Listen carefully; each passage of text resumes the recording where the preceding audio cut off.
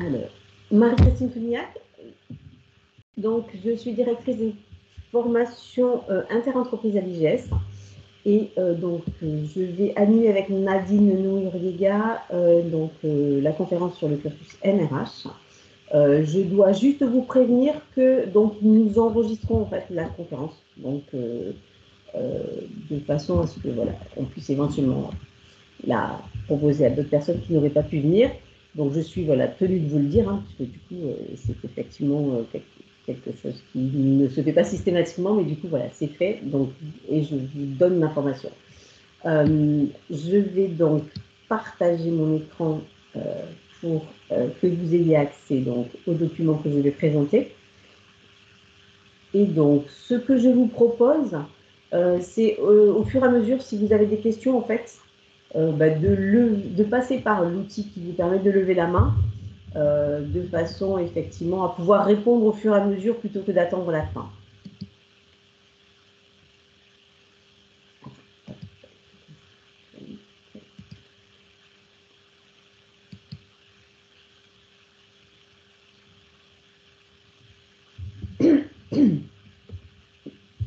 Nadine, est-ce que tu veux me confirmer que tu vois ma présentation? Oui. Merci. Oui. Donc, je ne vais pas tarder à commencer. Je vais peut-être attendre quelques minutes, voilà, 2 ou 3 minutes de plus pour être sûr que tout le monde puisse éventuellement être là. Et après, je commence. Nadine, est-ce que tu peux me dire s'il y a d'autres gens qui rentrent, en fait, juste pour que je sois au courant? D'accord. Non, pour l'instant, non.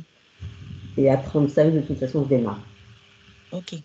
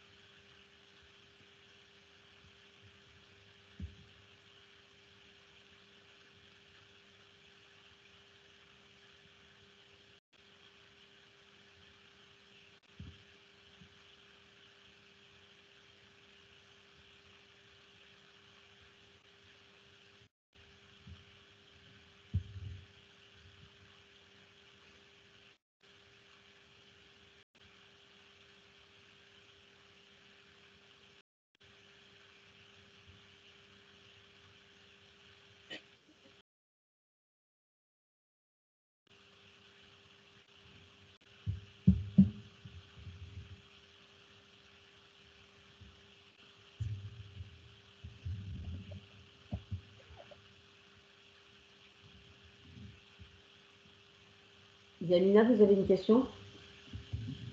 Parce que je vois que vous avez levé votre main. Donc, si vous voulez poser votre question, vous pouvez, à condition d'ouvrir votre micro. Excusez-moi, c'est... je n'ai pas fait exprès, mais effectivement, j'avais quand même une question. Oui. Le niveau 5, nous sommes d'accord que c'est l'équivalent anciennement ce qu'on appelait le Master 2, c'est ça? Oui, le niveau 5 est égal à effectivement un Master 2. Et ça tombe bien, ça va être ma première slide, je vais vous expliquer effectivement voilà, que effectivement le cursus MRH, sur la nomenclature des titres correspond effectivement à un Master 2. Ce sera la première slide, donc pas de souci. Du coup, c'est 35, donc je vais démarrer. Justement, par ce premier document, voilà, qui vous explique en fait donc, ce que signifie le niveau 7 qui figurait donc, sur la première page de ma présentation et donc qui vous permet effectivement de comprendre que donc, le niveau 7 correspond à 5 années d'études après le bac, ce qui correspond effectivement à un Master 2 quand on est à la fac. Et sur l'ancienne nomenclature RNCP, donc dans sa version française en tout cas, c'était un niveau 1. Donc, quand on sort du cursus MRH, effectivement, on est sur un équivalent Bac plus 5 qui est équivalent à un Master 2. Okay, mais comme nous ne sommes pas une faculté et que nous sommes effectivement donc certifiés registre national des certifications professionnelles, donc on est sur un référentiel de certification professionnelle, nous sommes effectivement donc de niveau 7 et un titre RNCP et non pas un Master. Okay, Du coup, par contre, excusez-moi, quand vous êtes en entreprise, du coup, et que vous avez fait les cursus, vous êtes positionné sur les mêmes grilles de salaire et sur les mêmes emplois que si vous aviez fait un Master 2 en RH dans une faculté. Voilà. Donc, le groupe IGS, quelques informations sur qui nous sommes. Donc, 45 années d'existence. Alors, plus exactement, nous fêterons nos 50 ans en 2025. Donc, 74 000 alumni, dont 17 000 dans la fonction RH, 9 écoles de formation et 5 centres de formation. Nous avons 8 filières donc, professionnelles qui vont du bac à bac plus 8. 9 000 entreprises partenaires donc, avec lesquelles nous avons un certain nombre d'accords, en particulier donc, parce qu'elles accueillent des alternants, des apprentis ou des stagiaires, et aussi parce que certaines d'entre elles sont des clientes en intra-entreprise, hein, donc c'est-à-dire qu'en fait sur des programmes de formation que l'on conçoit spécialement pour elles. 3400 professionnels intervenants, tuteurs et experts métiers, et nous avons des partenariats, donc ça c'est pour ce qui concerne la formation initiale, avec une centaine d'universités. Nous avons 3 incubateurs, trois centres de recherche donc, dans le groupe, et nous proposons 27 certifications ou 27 diplômes. Et on a à peu près 15 000 personnes qui sont formées par an dans le groupe, hein, sur les 3 sites, Paris, Lyon et Toulouse, dont 8100 alternants et apprentis. Et donc, voilà, 92% des entreprises qui ont l'habitude de travailler avec nous sont prêtes à recruter un nouvel apprenant du groupe IGS. Et donc, ça signifie effectivement qu'elles sont un certain nombre à nous faire confiance. Donc là, vous allez, si vous entrez sur les cursus sur lesquels vous êtes positionné, vous étudierez au sein de la filière RH en formation continue, donc ce qui signifie effectivement que sur les cursus que nous déployons ici, donc à l'IGS, dans le 17e rue Jacques Bingen, sont exclusivement destinés à des adultes, donc à des gens qui ont déjà été en poste et qui sont donc soit en reconversion, soit qui viennent effectivement valider des compétences qu'ils ont déjà acquises et qui sont en poste. Donc nous avons à l'heure actuelle donc 3 titres, 3 diplômes différents: manager des ressources humaines, responsable de la gestion des RH et chargé des ressources humaines. Donc le chargé des ressources humaines en sortie est équivalent à Bac+3, le RGRH est équivalent à un Bac+4 et le MRH un Bac+5. Nous couvrons du coup les domaines de compétences clés que sont la stratégie RH, le management de la transformation et tout ce qui concerne le leadership RH, développement des ressources humaines et talent management, politique de rémunération et compensation and benefits, relations sociales, contrôle de gestion sociale et SIRH. Yanina, est-ce que vous avez encore une question ou vous avez juste oublié d'enlever votre la main en fait? Merci. Non, c'est juste, voilà, comme ça, si vous avez une question, que je réponde au fur et à mesure. Alors, notre offre de formation pour le cursus MRH donc, est susceptible d'être suivie selon 3 modalités. En fait, presque 4. Donc, le temps plein, pour les personnes qui viendront suivre cette modalité-là, vous serez là 35 heures par semaine, donc 5 jours sur 7 avec nous pendant 4 mois et demi.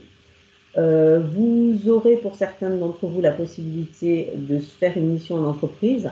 Elle est signalée ici pour 6 semaines parce que dans les prises en charge Transition Pro, c'est la durée maximale pendant laquelle Transition Pro vous prend en charge.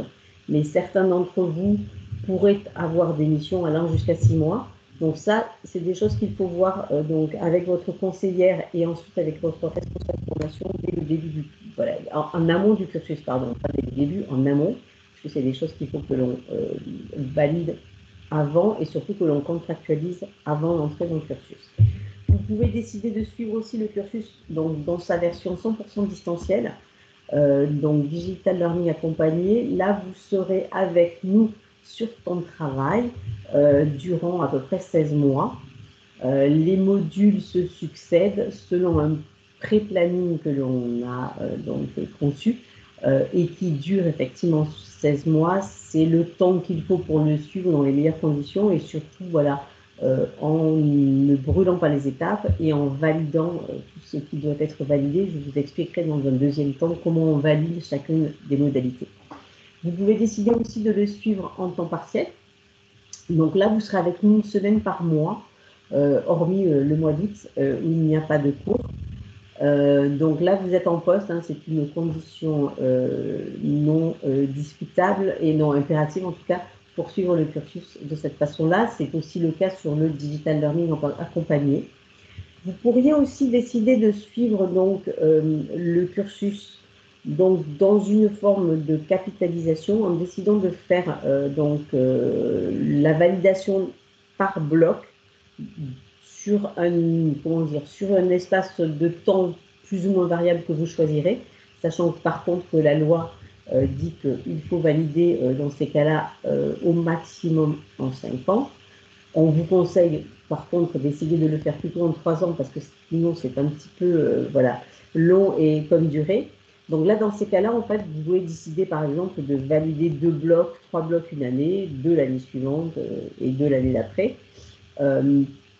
Sachant qu'effectivement, les blocs sont déposés tels que au RNCP et quand vous les suivez et vous les validez au fur et à mesure, ils ont vraiment une valeur probante en entreprise. Hein, donc, vous pouvez effectivement après prétendre pouvoir donc être sur le métier correspondant quand vous avez validé ce bloc.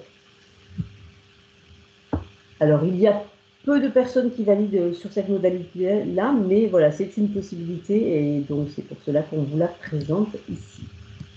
Donc, les objectifs généraux de la formation, hein, c'est effectivement que vous soyez à l'issue du cursus donc un professionnel reconnu de la fonction RH, que vous soyez capable d'être agile, puisqu'effectivement, la vie en entreprise est de plus en plus rapide, les changements sont de plus en plus rapides et il faut du coup être capable de s'adapter, d'adapter effectivement son entreprise au marché. Donc, c'est pour ça que l'on pense, nous, qu'effectivement, on doit vous former pour que vous soyez capable de réagir rapidement. On doit aussi vous former pour que vous soyez capable de mettre en œuvre la politique de ressources humaines de l'entreprise.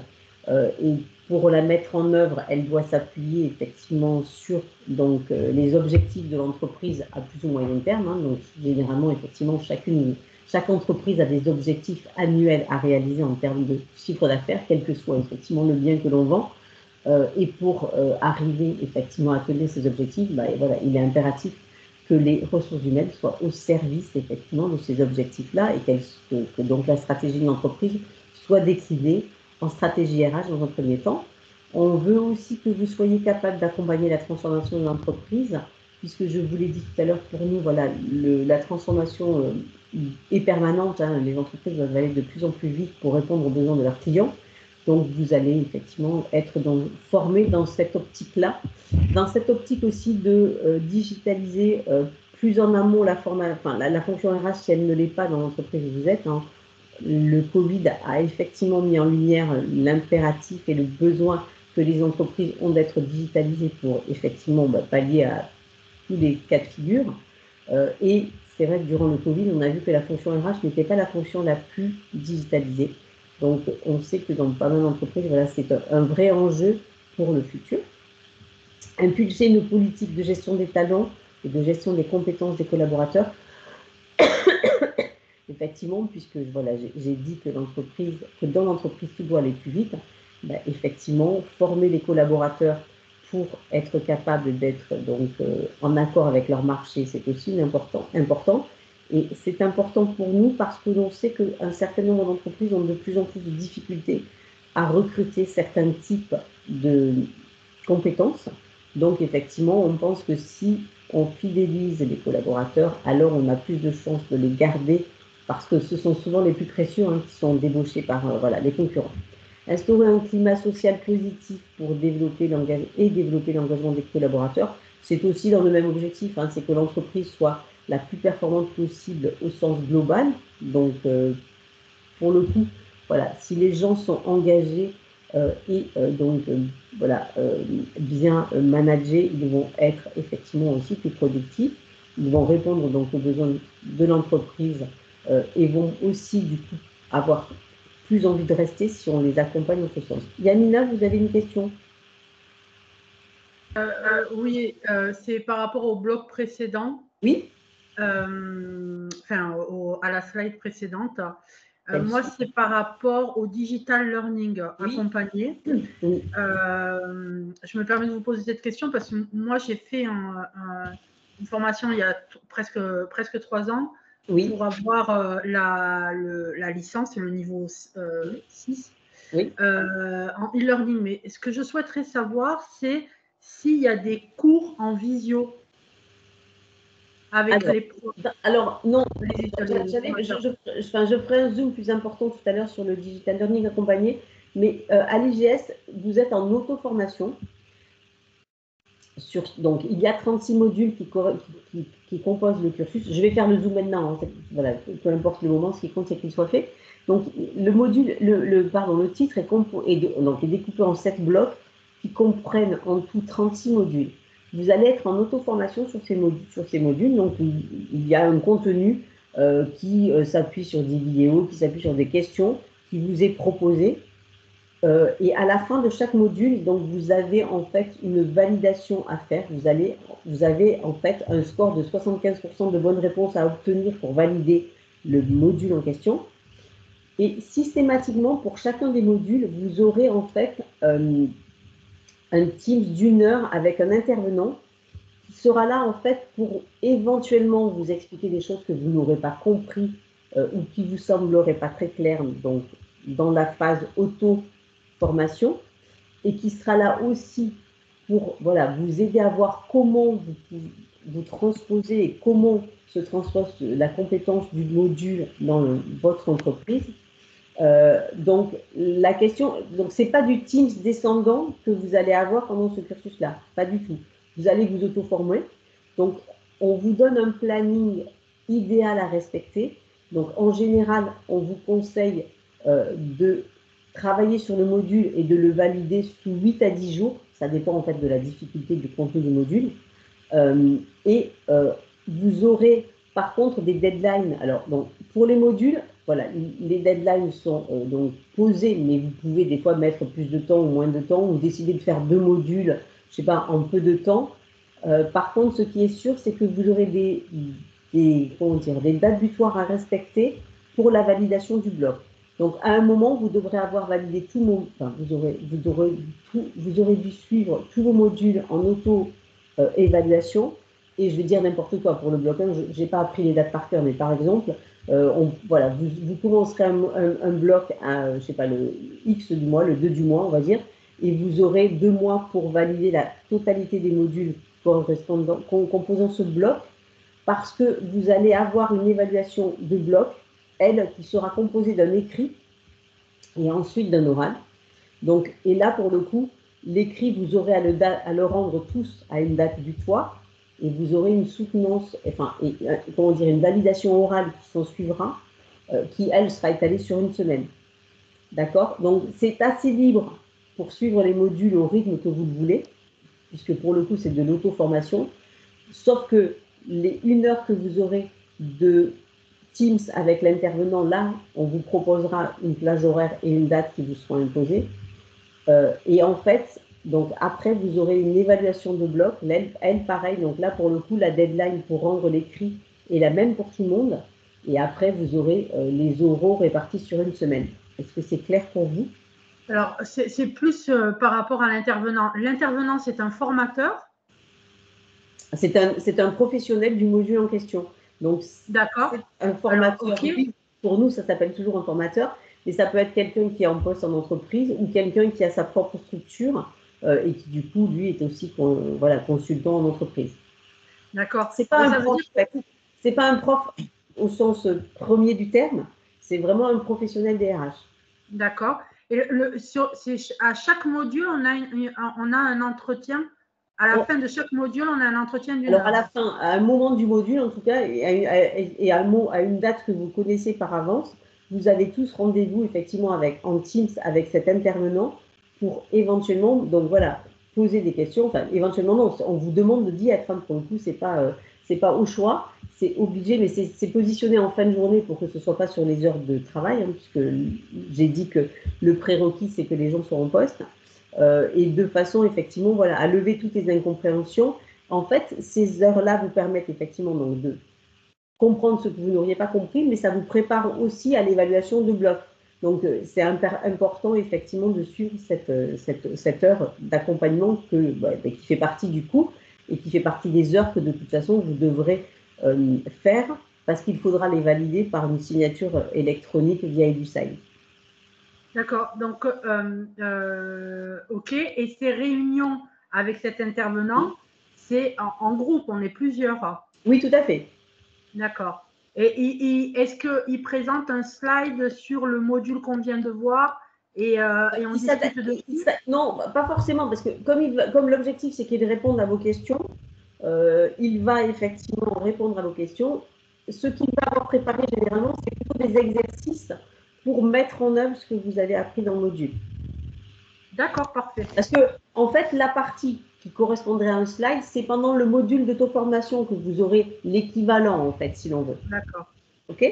Donc, ce qui est intéressant, c'est de savoir que pour chaque module, on a un entretien d'1 heure pour valider nous faire comprendre, voir si on a bien compris le module. Exactement. L'objectif, c'est tout à fait ça. C'est d'évaluer, de nous assurer que vous ayez bien compris et que vous ayez bien effectivement acquis la compétence en question. Super. Merci beaucoup. De rien.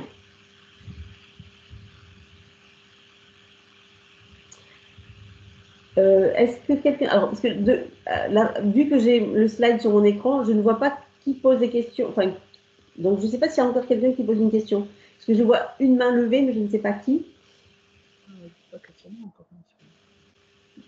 Du coup, Nadine, est-ce que tu peux m'aider à ce sujet? Parce que alors là, je vois, c'est Yamina qui avait levé la main. D'accord.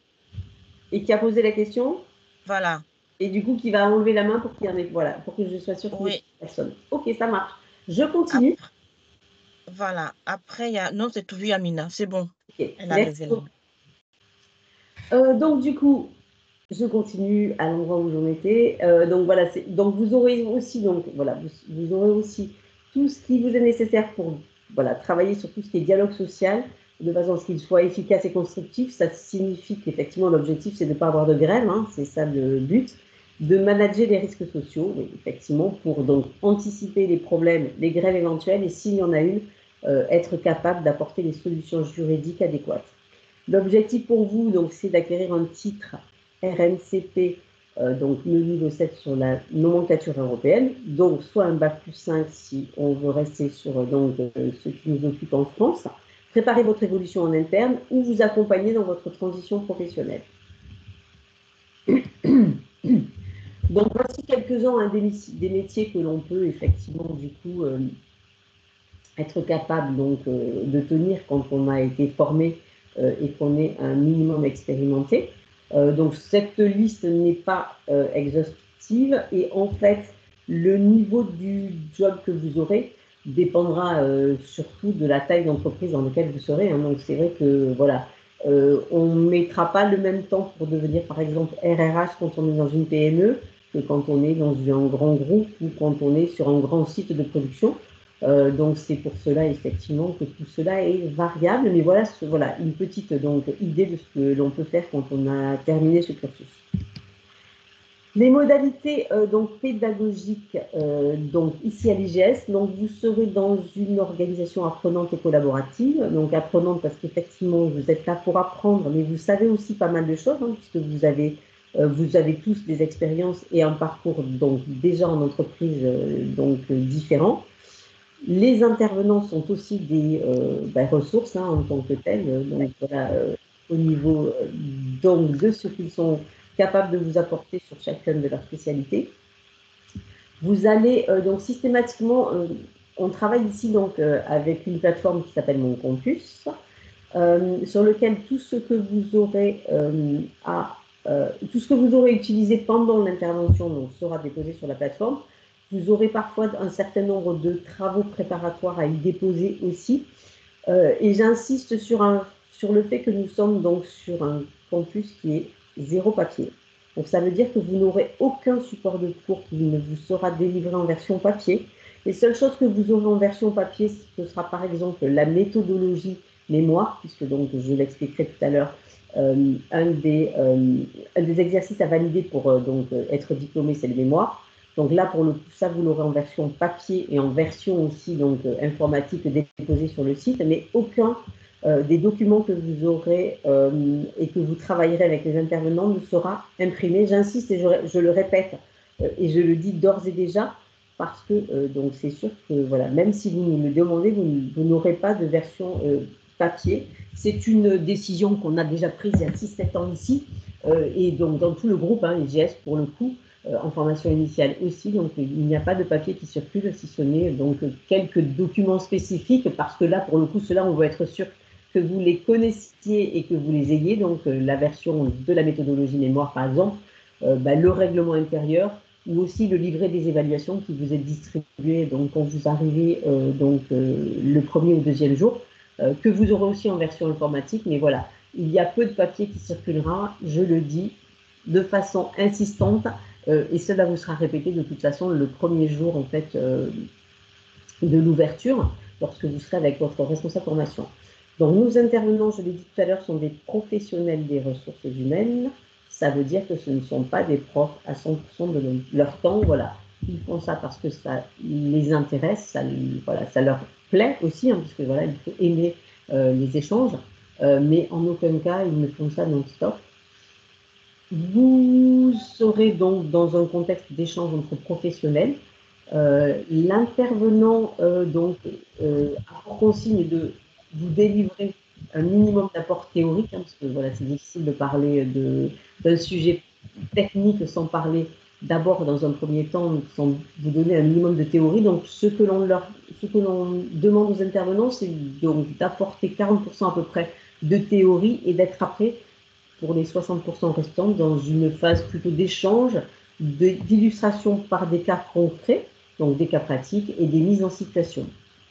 L'objectif, effectivement, voilà, c'est que vous puissiez déjà toucher du doigt comment on transfère la compétence que l'on a acquise dans l'entreprise. Vous serez donc dans le cadre d'accompagnement collectif, puisque vous serez au sein de promo, et vous aurez des accompagnements individuels possibles à la demande de votre responsable de formation. Et vous aurez aussi un accompagnement individuel donc sur la partie en fait mémoire, hein, puisque vous aurez un maître de mémoire qui vous sera attribué de façon individuelle et qui vous accompagnera dans la phase de rédaction de l'écrit et éventuellement dans la préparation de votre soutenance. Les 7 blocs qui composent le cursus MRH, hein, donc je les ai vaguement évoqués déjà tout à l'heure. Donc l'élaboration d'une stratégie homme créatrice de valeur en lien avec la stratégie d'une entreprise, le pilotage de la transformation et de la digitalisation de la fonction RH, un bloc 3 qui tourne autour de l'accroissement de l'attraction et de l'acquisition des talents, donc en lien avec la stratégie et ce que fait l'entreprise, bien évidemment. Un bloc 4 qui tourne autour du développement et de la fidélisation des talents, au sens large du terme, hein, parce que tout le monde est un talent dans l'entreprise, me semble-t-il, et doit être normalement conservé, me semble-t-il aussi. Un bloc 7 qui parle donc de tout ce qui est mobilisation de l'engagement des collaborateurs. Je l'ai dit tout à l'heure, l'objectif étant effectivement d'avoir effectivement un engagement et voilà, une production la plus optimum pour l'entreprise. C'est aussi comme ça que ça fonctionne et c'est comme ça qu'on est payé à la fin du mois. Dialoguer avec les parties prenantes au sens large du terme. L'objectif, effectivement, voilà, est d'être dans une entreprise apaisée qui intègre la dimension dialogue social et RSE. Anticiper et manager les risques sociaux. S'il y en a, effectivement, il va falloir effectivement trouver des solutions. Excusez-moi. Il y a Mina qui a levé la main. Mina qui a une question. Allez-y. Oui, en fait, je souhaiterais savoir, vous dites que vous donnez pas de format papier, ce que j'entends, mais ça veut dire que si on fait une formation dans vos bureaux, dans vos locaux, oui, il faut venir avec un PC portable? Vous pouvez venir avec un PC portable ou avec un bloc et un crayon, comme vous voulez. Ce qui est sûr, c'est que de toute façon, vous aurez possibilité de récupérer sur la plateforme, en version PDF, tous les cours et tous les outils que les intervenants utiliseront. Alors, certains d'entre eux vous mettent les documents en amont, ça c'est eux qui décident. C'est un choix pédagogique qui leur appartient. On ne peut pas leur imposer de vous les mettre en amont. Mais donc certains d'entre eux le font, hein, ça dépend effectivement de leur façon de travailler, de ce qui, voilà, de leur méthode pédagogique. Pour ceux qui sont d'accord, voilà, ils peuvent les mettre jusqu'à 15 jours avant comment dire, le déroulement de leur module. Et sinon, pour ceux qui ne souhaitent pas que vous ayez le support en amont, le jour même, du coup, en fin de journée, vous aurez le support accessible sur la plateforme en version PDF. D'accord. Et pour quand vous disiez qu'on peut avoir un accompagnement individuel. Là, l'accompagnement individuel, c'est la responsable formation qui est à votre disposition tout le temps. Et l'intervenant la personne qui vous accompagnera sur le mémoire, elle a le choix de faire du Teams ou du présentiel avec vous, si vous le souhaitez. Ça, pour le coup, c'est un accord entre vous et elle. Et ça, même si on fait du e-learning, on a cet accompagnement individuel. Oui, tout à fait. Vous l'avez, et là, il est forcément à distance via Teams. Mais vous avez le même. Et donc, simplement, là, pour le coup, il est 100% distanciel via Teams et il est via Teams. D'accord, donc il est existant même pour le e-learning. Ah oui, il existe aussi pour le e-learning sur le même modèle pédagogique, effectivement. L'accompagnement mémoire, voilà, tout le monde a un maître de mémoire, que l'on soit en présentiel ou en distanciel. Et de toute façon, quand on est en présentiel, il peut y avoir une partie de l'accompagnement qui se fait via Teams aussi. Ok, très bien. Merci. De rien. Du coup, donc voilà, le mémoire, du coup, on vient d'en parler. Donc la problématique, c'est vous qui la choisissez. Donc du coup, un petit conseil, pour ceux qui sont, qui sont dans cet état d'esprit, essayez d'y réfléchir en amont. Parce qu'en fait, ça va vous accompagner pendant toute la durée du cursus, que vous soyez en présentiel ou en distanciel. Et quand vous êtes en présentiel, même sur le temps plein, où vous êtes 4 mois et demi avec nous, vous allez le soutenir de toute façon qu'après, à peu près 6 mois après la fin du cursus. Et donc, ça veut dire que ça vous accompagne pas mal de temps. Donc, c'est important du coup de travailler sur une problématique qui vous plaît vraiment, pour que vous soyez aussi enthousiaste au début qu'à la fin. Parce que quand ça fait longtemps qu'on est dessus, des fois à la fin, pour avoir vécu l'expérience, parfois on en a un petit peu assez. Donc essayez de l'identifier peut-être en amont. Si vous êtes en poste dans une entreprise, peut-être travailler sur une problématique que l'entreprise doit solutionner, ça peut être aussi une solution intéressante, parce que du coup, là, vous avez un contexte d'entreprise qui peut être le vôtre et ça rend la chose plus sympathique. Mais ayez quelques idées en amont, parce que après, il faut aller assez vite quand la méthodologie mémoire aura commencé et aura eu lieu, que ce soit en présentiel ou distanciel. Pour ne pas perdre de temps. Donc, si vous l'avez déjà relativement identifié, ça permet de rentrer plus vite dans le sujet et d'aller plus vite dans la partie lecture, puisque vous aurez des lectures à faire sur la thématique. Et vous aurez aussi des entretiens à mener auprès de personnes en RH. Donc, juste un petit conseil, mais après, vous pouvez ne pas avoir d'idée et la trouver qu'en début de cursus, ce n'est pas très, très grave non plus. Donc, je vous présente rapidement les blocs. Marie, il y a Sarah qui a une question. Il y a Sarah qui lève la main. Oui, tout d'abord, bonjour à tous. Bonjour. J'ai une question. Donc, le mémoire, il doit faire combien de pages minimum? Alors, à peu près 70 à 80 hors annexe, dans une typologie qui vous est donc imposée. Voilà. D'accord. Et donc, on sera accompagné pour la réalisation du mémoire sur la faisabilité. Oui, guidé, mais c'est quand même vous qui l'écrivez, hein, on est d'accord sur le sujet. Non, vous êtes accompagné effectivement et guidé par des cours de méthodo qui sont répartis donc sur la durée du cursus, quelle que soit la modalité d'ailleurs. Donc, il y a quelqu'un qui donne les cours de méthodo, qui fait les cours de méthodo, et après, vous avez un maître de mémoire différent de cette personne qui va vous accompagner, vous, de façon plus spécifique pour vous guider, vous conseiller pour que vous soyez en capacité d'écrire les 70 pages. Est-ce que ça vous convient? Oui, très bien. Et donc, j'imagine que le jury reçoit une copie. Je vais vous en parler un petit peu plus tard si ça vous embête. J'ai un petit slide sur comment on valide en fait les différents cursus, comment on valide les blocs, comment on valide mémoire. Du coup, si vous voulez bien, je vous en parle à ce moment-là, je développerai un petit peu plus. D'accord? Très bien, je vous remercie. Pardon. Alors, les blocs, donc je vais passer assez rapidement, juste parce qu'en fait, vous allez recevoir mon PowerPoint en version PDF. Donc, du coup, vous aurez plus voilà, le loisir éventuellement d'aller à l'intérieur. Là, voilà, je reste sur l'objectif qui est effectivement d'élaborer la feuille de route stratégique de l'entreprise, en déclinant celle de l'entreprise dans sa version RH, hein, puisque c'est les RH qui accompagnent normalement effectivement tous les employés, et l'objectif, c'est qu'effectivement, l'entreprise soit capable de tenir ses objectifs de production.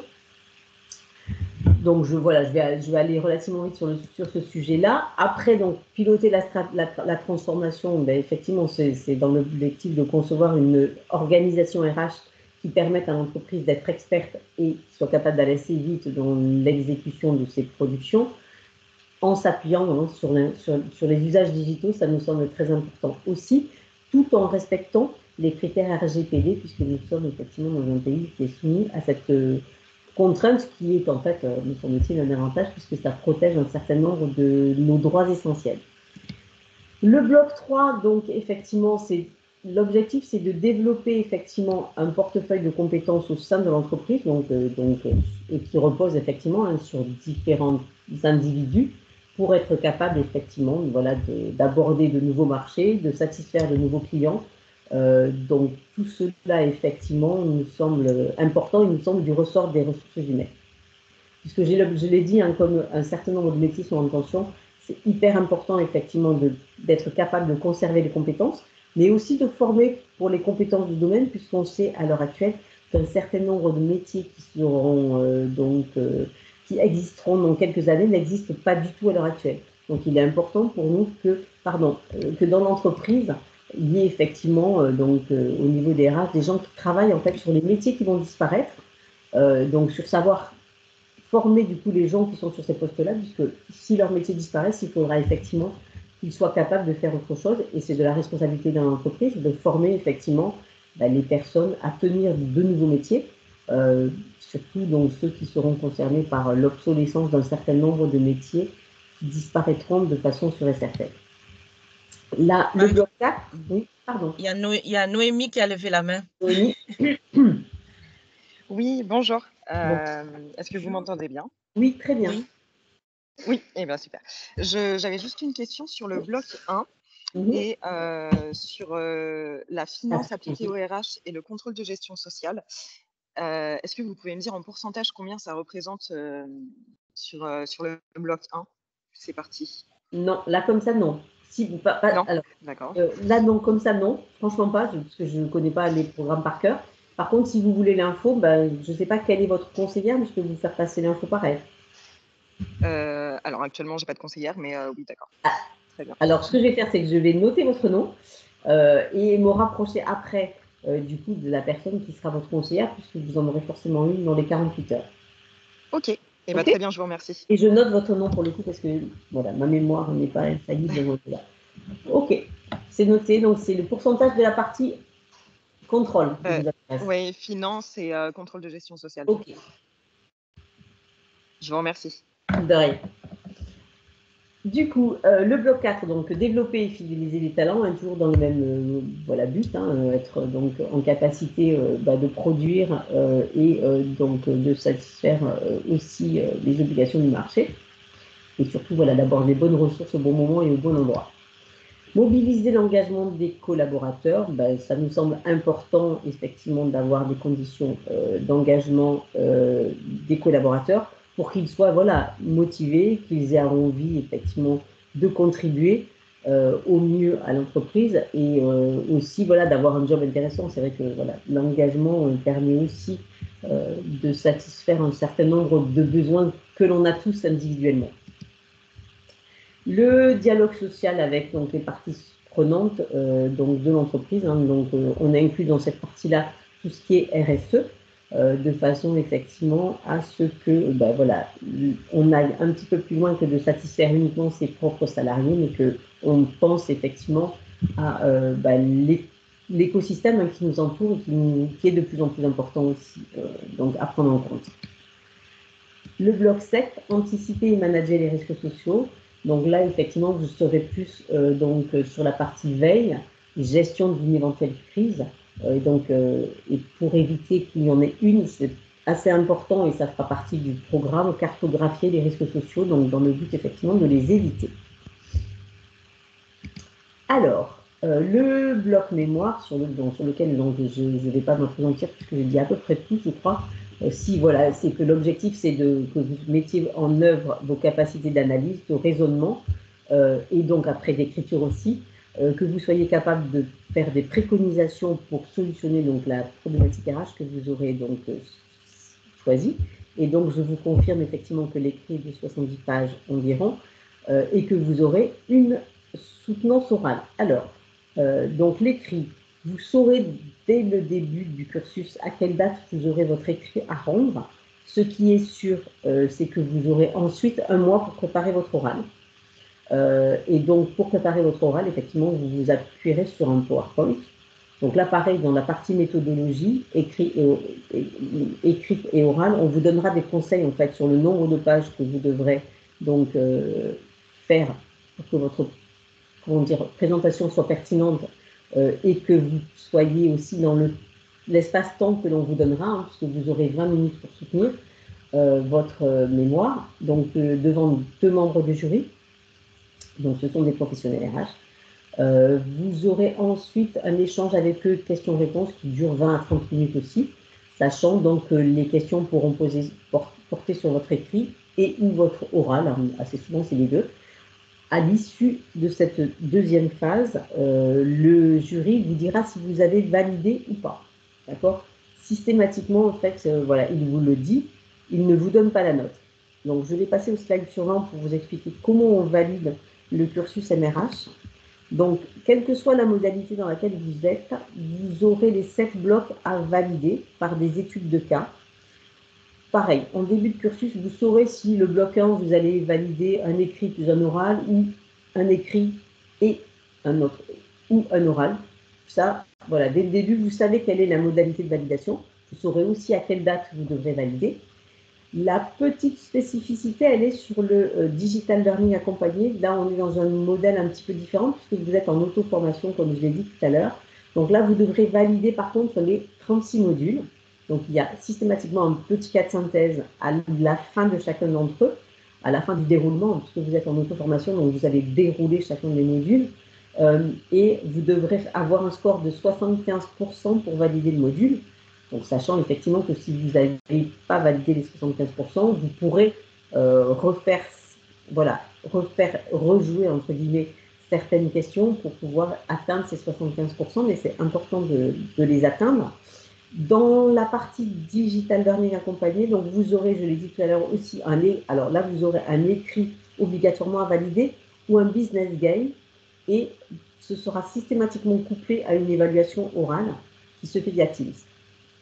Parce que c'est le seul moment en fait où on est sûr que voilà, la personne qui doit valider les compétences est bien celle-ci. Alors que donc quand on est en présentiel, donc temps plein ou temps partiel, du coup voilà, on peut soit valider un écrit et un oral en plus, soit valider un écrit ou valider un oral, suivant effectivement donc, ce qui vous sera indiqué par la responsable formation. Dans tous les cas, vous devez valider les 7 blocs. Si vous deviez ne pas valider, à la moyenne qui est de C, alors vous aurez un travail complémentaire qui vous sera proposé, imposé en fait. Et donc, les modalités vous seront données par le correcteur à ce moment-là.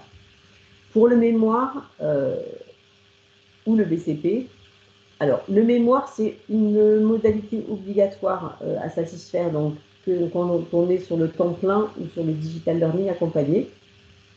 Donc, le mémoire, c'est vous donc, qui choisissez la thématique. C'est pareil pour le Business Consulting Project, qui est une modalité que l'on ne propose que en temps partiel, parce qu'en fait, c'est vous qui allez mener effectivement donc, la résolution d'une problématique que vous aurez choisie au sein de votre entreprise. Donc, c'est pour cela que c'est que quand on est sur le temps partiel que l'on peut la suivre. Donc, vous allez en fait utiliser un outil informatique qui vous permettra de faire une espèce de radiographie de la fonction RH dans votre entreprise, qui mettra en évidence certaines fonctions qui ne sont peut-être pas forcément développées de façon suffisante et satisfaisante, et on vous proposera de travailler sur, par exemple, je ne sais pas, la mise en œuvre de la GPEC dans l'entreprise où vous êtes. C'est donc la thématique qui sera identifiée grâce à ce questionnaire informatique que vous recevrez. Et là, on vous demandera de vous positionner comme si vous étiez un consultant missionné par l'entreprise pour résoudre la problématique de l'entreprise dans son contexte et dans son contexte environnemental. Et là, vous aurez des préconisations à faire qui seront chiffrées et timées. Alors que quand vous êtes sur la résolution de la problématique dans un mémoire, on vous demande de faire des préconisations qui sont beaucoup plus vastes, enfin, beaucoup plus générales, je vais dire.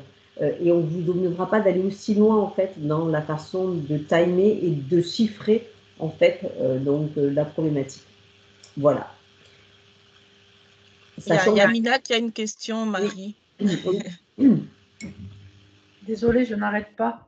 Au contraire. Alors, ma question, la première, c'était, dans les blocs que j'ai vus, je n'ai pas vu beaucoup de droits. Si, il y en a. Il y en aura forcément si. Par exemple, quand vous êtes sur tout ce qui est dialogue social et RSE, là, il y a tout le droit du travail sur ces deux blocs-là, bloc 6 et bloc 7, il y a tous les fonds, enfin oui, toute la matière droit du travail qui est contenue dans cela. Ok, super. Et par rapport à l'évaluation, vous dites qu'à distance, parce que moi, il y a de fortes chances que ce soit ce modèle-là que je prenne. Quand c'est à distance, vous dites qu'il y a un écrit et après, il y a un oral. Donc, évidemment, pour vérifier que la personne qui a fait l'écrit… et si je suis… normalement, non, mais si je me plante à l'oral, ça se passe comment? Alors, de toute façon, l'évaluation du bloc, elle se fait sur les deux notes. D'accord? D'accord. Alors, pour l'instant, autant on a déjà eu des cas où les personnes au niveau de l'écrit n'étaient pas à un niveau suffisant. À l'oral, depuis que la modalité existe, je n'ai pas entendu parler, parce que c'est pas moi qui suis sur le cursus TLA, de personnes qui n'avaient pas validé. Okay, la difficulté, elle est généralement quand même plus sur résoudre le cas pratique qui vous est proposé que sur la partie orale où on va vous poser des questions, effectivement, mais le plus complexe, me semble-t-il, en tout cas d'expérience, c'est plutôt effectivement de répondre au cas pratique. Après, la phase orale, c'est pour nous assurer effectivement que vous avez bien compris et en posant des questions, ça permet aussi de valider que c'est bien vous qui avez rendu l'écrit. Les rares fois où ça n'a pas été le cas, c'est vrai que c'est à ce moment-là que ça s'est vu, mais dans ces cas-là, la problématique, ce n'était pas l'oral, c'était plutôt l'amont du processus d'évaluation en fait. OK ? Et si on avance… Alors, pardon, excusez-moi, je vais vous préciser aussi que sur à l'évaluation de bloc, vous aurez de toute façon un Teams en fait pour préparer aussi l'écrit, c'est-à-dire qu'en fait vous aurez un point aussi classe entière avec une personne qui va effectivement donc s'assurer, parce que du coup, comme vous êtes dans une modalité à distance, on vous adressera via la plateforme donc le cas pratique, vous aurez un temps pour le lire, parce que c'est assez long en fait, pour le coup, sur la partie distancielle en particulier, et vous aurez un Teams avec la personne en fait qui a donc proposé le cas pratique, pour qu'il s'assure que vous ayez bien compris effectivement donc le cas et tous les annexes qui le composent, de façon à ce que vous soyez quand même du coup dans un contexte qui nous assure que normalement vous allez être en capacité, parce que vous aurez bien compris le cas pratique, son énoncé et ses annexes, pour effectivement produire un écrit qui soit conforme à ce qu'on attend. Et vous aurez aussi une grille de toute façon, et c'est pareil en présentiel, vous aurez une grille sur ce qu'on attend de vous de toute façon, de façon précise, sur chacun des blocs. Et pareil pour le mémoire, vous aurez aussi une grille où vous saurez ce qu'on attend de vous à l'écrit et ce qu'on attend de vous à l'oral. Et si on avance plus vite que la musique? Parce que là, je vois que c'est une formation de 16 mois. Oui, mais ça, vous ne pourrez pas. Non. Parce que tous les teams qui accompagnent les modules, ou même la partie donc orale sur le bloc, elle est timée dès le début et elle ne permet pas d'aller plus vite. Non. Là, pour le coup, c'est la limite de l'exercice, effectivement. OK. Du coup, donc on valide tous les blocs AC. Si on ne valide pas, on a un travail complémentaire. Même chose pour le mémoire ou le VCP, on produit un écrit et du coup, on a l'oral de soutenance, donc un mois entre les deux. Si on valide, pardon, excusez-moi. Si on ne valide pas, on a un travail complémentaire qui, excusez-moi, ma souris, je la touche plus, qui vous est donné par les membres du jury. Hein, et là, du coup, quand on est sur le BCP ou le mémoire, on a 2 mois pour produire l'écrit et on a une nouvelle soutenance d'une dizaine de minutes sur le travail complémentaire que l'on a à fournir. Donc, on doit tout valider de toute façon pour pouvoir valider le cursus, puisqu'on est sur la validation de compétences et pas de connaissances. Donc, mon petit zoom sur le digital learning accompagné, donc je vous l'ai dit et je le redis, donc c'est une formation 100% digitale, accessible en tout lieu et tout moment. Donc, approche auto-formation, puisque vous allez effectivement vous auto-former sur les modules. Vous serez effectivement, comme je l'ai dit, accompagné donc, pour chacun d'entre eux, de façon effectivement à nous assurer que vous avez bien compris et que vous êtes capable de faire le transfert en entreprise de vos compétences. Même chose pour, voilà, pour la partie évaluation. Vous aurez effectivement quelqu'un qui va vous accompagner pour voilà, s'assurer que voilà, vous avez bien compris l'énoncé et les annexes du cas pratique et qu'ensuite vous allez pouvoir donc rendre votre écrit donc à la deadline, hein, comme je l'ai indiqué, de toute façon il y a une date butoir obligatoire à inspecter et une partie soutenance ensuite, donc pareil sur une période qui vous est donnée et du coup pendant cette période-là on vous proposera un calendrier donc de la personne qui fera l'oral et vous irez vous positionner donc en choisissant le créneau qui vous intéresse. Juste pour vous dire donc qu'il y a donc au sein du groupe IGS une mission, enfin un service en IGS hein, qui est là pour aider effectivement donc l'accueil des publics en situation de handicap. Donc si certains d'entre vous sont dans ce cas, vous avez tout à fait la possibilité de contacter en fait Aude en amont si c'est nécessaire. Et nous sommes là, nous, hein, les responsables de formation et moi-même en tant que directrice, on est là aussi pour vous accompagner au mieux. Et voilà, écoutez effectivement vos demandes et vos besoins et les satisfaire dans la mesure du possible. Là, pardon. Alors, conditions. Excuse-moi, Nadine, je te laisse prendre la parole quand tu veux. Donc, du coup, comme je ne te vois pas. D'accord. Je te laisse prendre le relais sur cette partie-là. D'accord, merci Marie. Alors, donc, s'agissant des conditions d'admission sur le Bac+5, nous, on vous exige un diplôme de niveau 6, donc un Bac+3 ou 4. Et si vous n'êtes pas titulaire d'un Bac+3 ou 4 et que vous avez un Bac+2, on vous fait passer un examen en interne qu'on appelle la VNE, donc c'est la validation du niveau d'entrée. Et on souhaite que la personne soit de préférence dans un emploi de la fonction RH depuis plusieurs années ou en prise de poste RH. Donc, en général, on vous demande de justifier au moins de 3 ans d'expérience professionnelle. Donc, vous devez remplir un dossier de candidature. Et normalement, ce sont les conseillers formation, donc mes collègues et moi, qui vous adressons ce dossier de candidature. À réception de ce dossier, on transmet au service pédagogique et mes collègues vous adressent un questionnaire de positionnement. Après avoir rempli ce questionnaire, vous avez un entretien de sélection approfondie avec la responsable formation donc, du Bac+5. Donc, on vous demande aussi de valider en amont le mode de financement, donc avec la conseillère formation. Donc, l'idée, en fait, effectivement, c'est de remplir le dossier de candidature, passer l'entretien de positionnement, votre entretien de sélection, valider le mode de financement et à l'issue, on vous fera un retour sur votre admission. Voilà. Je ne sais pas si tu as des choses à rajouter, Marie, là-dessus. Non. Non, c'est bon pour moi. Voilà. Et le dossier peut nous être transmis par courrier, mais on préfère par mail pour aller plus vite, pour gagner du temps. Alors, pour les prochaines rentrées, sur le temps plein, la prochaine rentrée, c'est le 19 février. On n'a qu'une rentrée par an sur le temps plein, avec une fin théorique au 2 juillet 2024 et un stage facultatif à partir du 3 juillet. Donc, le stage, il est sur 6 semaines. Et la modalité hybride, donc le temps partiel, il ouvrira au mois de novembre 2024 et la fin théorique est à venir parce que le calendrier est aujourd'hui en cours de planification.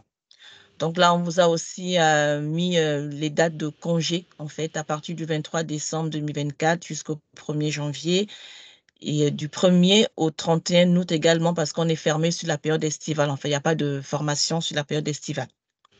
Excuse-moi, Nadine, je pourrais la rajouter parce qu'en fait, on a terminé le calendrier, la planification. Dates de fin et du coup, je la rajouterai dans l'exemplaire que je vous enverrai pour que les personnes puissent l'avoir. Et je le mettrai à jour. Parfait. Parfait. Alors, sur le Digital Learning accompagné, on a une rentrée qui a eu lieu là le 30 janvier. On a des personnes dessus. Et la prochaine rentrée est prévue au 17 avril.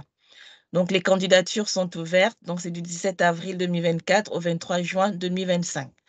Et là, on vous met aussi la date de congé, donc à partir du 13 août jusqu'au 1er septembre. Il n'y aura pas de formation sur cette période-là. Ah, je vois qu'il y a... C'est Emmanuel, c'est ça, qui a une question? Oui, bonjour à tous. J'avais une question sur le temps plein. Vous avez dit qu'il y avait une rentrée par an. Donc la prochaine a lieu le 19 février 2024. La suivante, c'est en février 2025, c'est ça? Oui. D'accord. Je rajouterai pareil sur ce document, je vais rajouter la prochaine parce qu'elle est déjà planifiée. Ouais. Oui, on a fini. D'accord. D'accord, donc je comprends qu'il n'y a pas de rentrée en septembre, par exemple, sur le temps plein. Non. D'accord, merci. Je vous en prie. Sarah?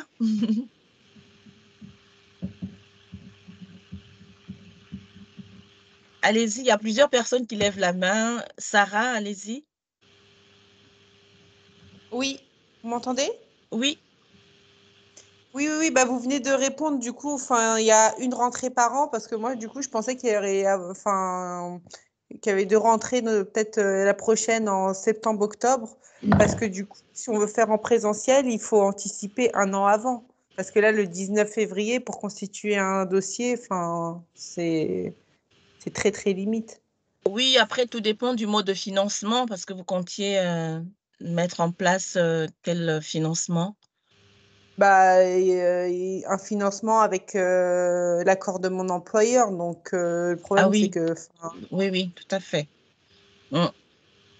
Et sachant que on est sur du présentiel, temps plein, donc il y a des absences. Il faut effectivement vous remplacer sur votre poste. Il faut s'y prendre longtemps à l'avance. Et si vous sollicitez transition professionnelle, effectivement, il y a vraiment des délais à respecter. D'accord. Bon. Et Yamina? Merci. Oui, moi j'aurais une question. C'est alors la première, c'est donc vous êtes fermé du 13 août au 1er septembre, mais si nous on prend des congés entre juillet et août, alors, ça pose des problèmes. Vous êtes dans le MRH digital, je parle. Alors sur le MRH digital, il n'y a pas de cours pendant le mois d'août en fait. Enfin, on ne vous demande pas de rendre des travaux pendant le mois d'août, c'est ça le sujet en fait. Ok. Et j'avais une question par rapport à la formation. Est-ce que vous êtes Calliope? Oui, c'est obligatoire, oui. On l'est. Et là, justement, on vient d'être renouvelé au mois de décembre et octobre. Donc, voilà, on a déjà été édité 3 fois, donc pas de souci. Super. Ouais. Linda, qui lève la main.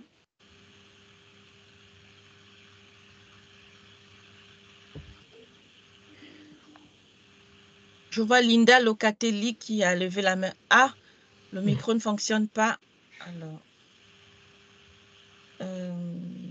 après, vous pouvez l'écrire, votre question, si votre micro ne fonctionne pas.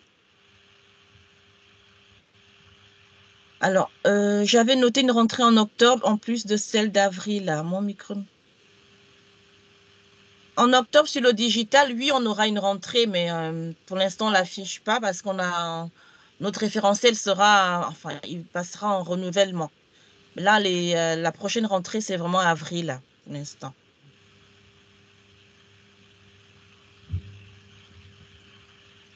Je ne pas sur le statut. Voilà. Alors, donc, concernant les tarifs, sur le temps plein, on est sur un coût de 16 800 € net de taxes. Sur le temps partiel hybride, 13 500 € hors taxe, 16 200 € TTC. Et le test VNE, il est à 150 € net de taxes. Et pour le financement personnel, il faudra vous rapprocher de votre conseillère formation pour voir. Et le tarif du e-learning? Pardon. Le e-learning, il est à 8 900 €. On ne l'a pas mis, oui. Il est à 8 900. Ben, je le rajouterai sur le... D'accord. Sachant que toutes nos formations sont éligibles au CPF. Et on accepte les cofinancements.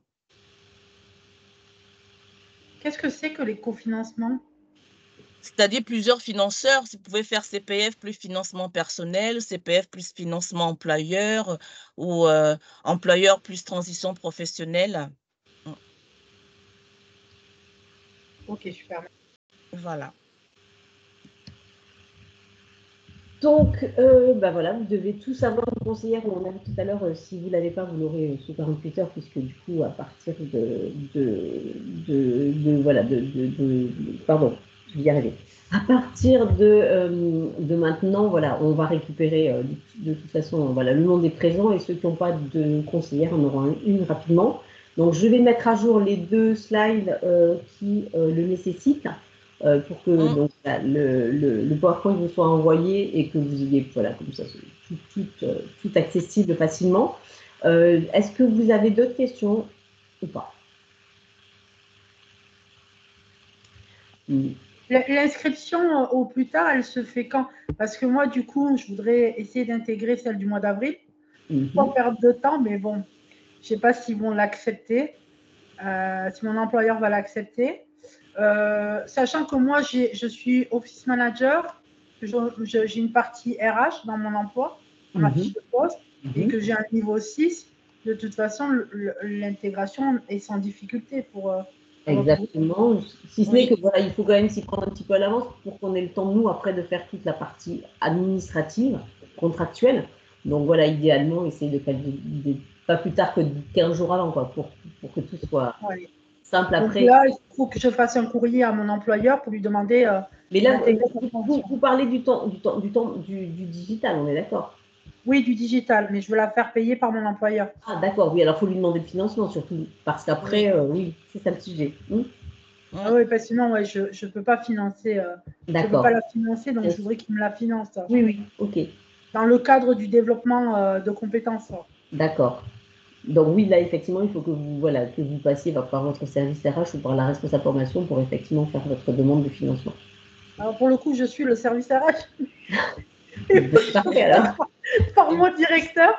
Mais est-ce que on pourrait avoir un devis rapidement pour que je puisse le présenter? Bien sûr. Donc Nadine, est-ce que tu peux noter et voir avec la conseillère si c'est toi. Alors je ne sais pas si c'est toi ou quelqu'un d'autre.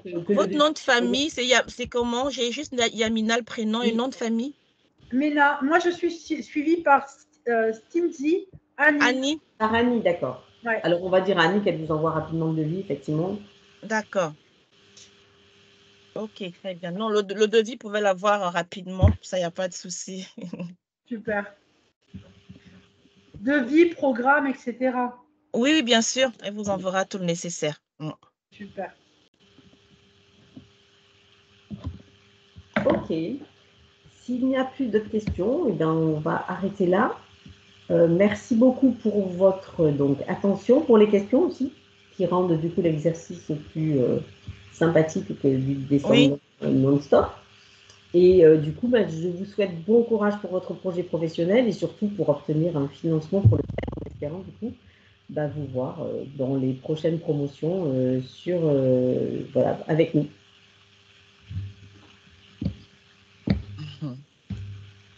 Très bonne fin de journée à tous. Bonne journée. Au revoir. Au revoir.